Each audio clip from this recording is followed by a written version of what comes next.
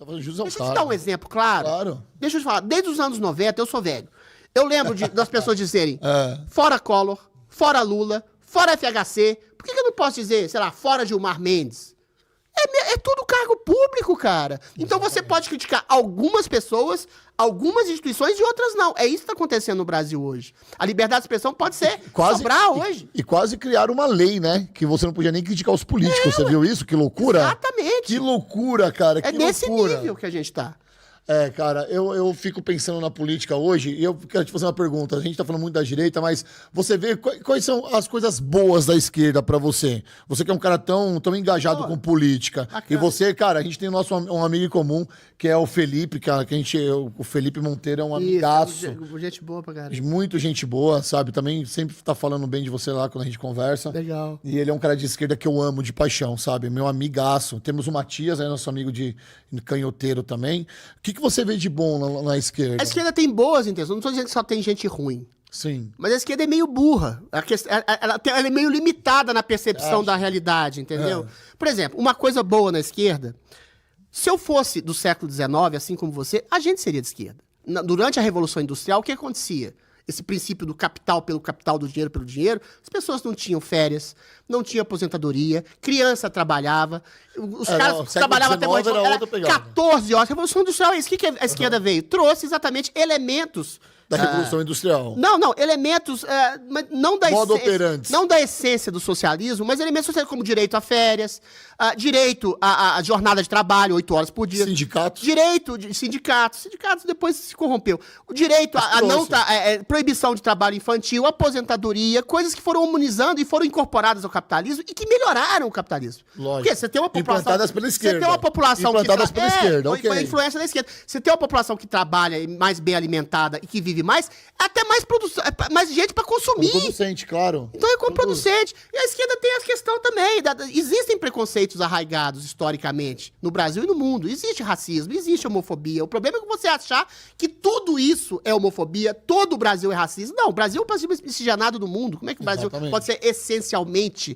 E a questão também de deixar homossexuais se casarem, não tem nenhum problema com isso. Política, poliamor, cada um faz o que quiser. A galera vai na história, sem conhecer a história, queimaram a estátua lá do Borba Gato. Agora, isso não, o problema é que a esquerda virou hoje, aí virou um movimento opressor. Porque se você contesta esses exageros, como eu tô te falando, sei lá, falar que o Brasil é um país essencialmente racista, isso é completamente louco. Se é o país mais miscigenado do mundo, é claro que tem racistas, mas você não tem uma população eminentemente racista. A gente acolheu a mistura como nenhum outro país no mundo. Exatamente. Claro que teve a escravidão que deixou a multidão de negros desolada, desamparada pelo próprio Estado, que isso criou uma pobreza maior entre a população negra e talvez, infelizmente, uma maior marginalização. E ainda isso assim... tudo. Mas isso não quer dizer que eu sou racista, você é racista, porque a gente simplesmente nasce branco. E minha tataravó era negra, por exemplo. Tem sangue negro Eu sou considerado negão, só deixar claro isso aqui. Tem sou do samba rock, toca vaquinho. Mano, alô, comissão de frente da Vila Maria, beijo pra vocês. O problema da esquerda é que ela extrapolou, fora não reconhecer os erros históricos. Assim, eu tô falando de aspectos bons do socialismo que influenciaram a Revolução Industrial, mas todo governo socialista implementado em todos os países do mundo culminaram em ditaduras sangrentas. São 100 milhões de mortes. Por quê?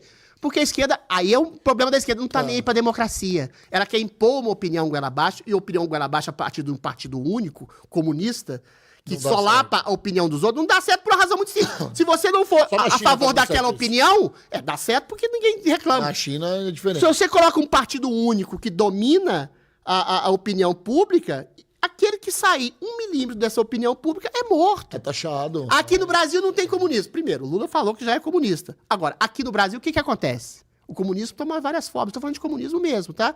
Se você tem... O Lula, ele mesmo falou... Se você tem um princípio de esquerda instalado nas universidades, na mídia, nas escolas, em todas as instituições culturais, no executivo, no judiciário, dominando até o legislativo fica acuado. O que acontece? Você tem praticamente um partido único, se você pensa diferente do que o STF quer que você pensa, do que o SE quer que você pensa, fica falando, não pode discurso de ódio, não pode golpismo, não pode... O que é golpismo? O que é discurso de ódio? O que é fake news? É opinião? E aí você tem praticamente... Quem audita isso? Quem tá auditando isso? Quem é que são as pessoas que estão julgando isso? Não tem como. Eles fazem ali, eles mesmos julgam. Fica difícil.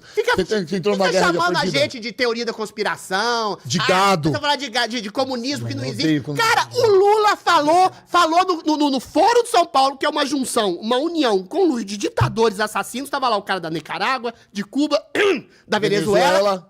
O cara chega e fala igual Lenin. Pega uma aguinha. Igual Lenin em 1917, cara. Eu sou comunista mesmo, eu trabalho contra a família, eu trabalho contra a religião, eu trabalho contra costumes, contra o senso de patriotismo. Porra! Isso é discurso de 1917, cara. Vamos destruir tudo em nome do Estado opressor.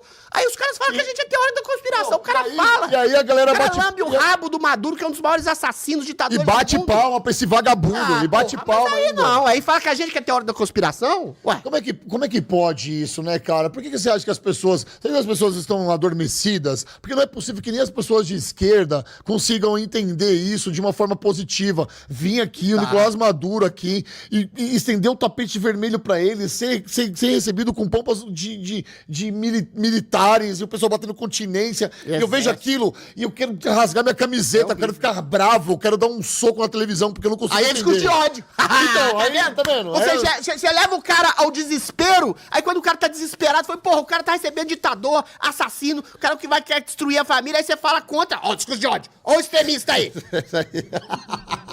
É isso. O cara te leva ao desespero. Não, eu não falei isso no Linha de Frente. No Linha de Frente eu fui bem ponderado. As pessoas não Olha só, e outra, no Linha de Frente eu tive a oportunidade de não comentar sobre o assunto, mas de apresentar o programa. Então, eu apresentei e deixei na roda pra todo mundo. Mas a minha vontade era falar, mas eu não posso. Você entende quando a gente tem que ponderar o discurso? É que agora eles estão no meu podcast. Mas o Lula pode falar que destruir a família. Mas eles estão no meu... Não pode falar. Mas ele vai falar o quê? Mas as pessoas que votaram nele, que fizeram panelaço lá no meu prédio lá, ficaram lá batendo, agora é o Lula, não sei o que lá. Nem sabe porque estão votando no Lula. Só votando no Lula porque manda. Não é isso, é porque o discurso do Bolsonaro não era o discurso mais polido. Não era o discurso mais polido, ele falava real. Você quer trabalhar? Vai levantar do sofá, seu vagabundo. É isso que ele falava. Você não vai ficar vivendo de bolsa. O Estado não vai pegar você no colo toda hora e vai dar mamar na sua boquinha, não. Você quer ir? Vai trabalhar. Você quer se defender de bandidagem? É isso. Uma arma. O Estado não tem um dom de ubiquidade de estar em todos os lugares ao mesmo tempo para te proteger. Aí o cara falava de liberdade. Exatamente. O cara falava de liberdade, entendeu? Agora, você falou, o povo tá adormecido? Não. O povo, grande parte do povo que votou no Lula, tá manipulado.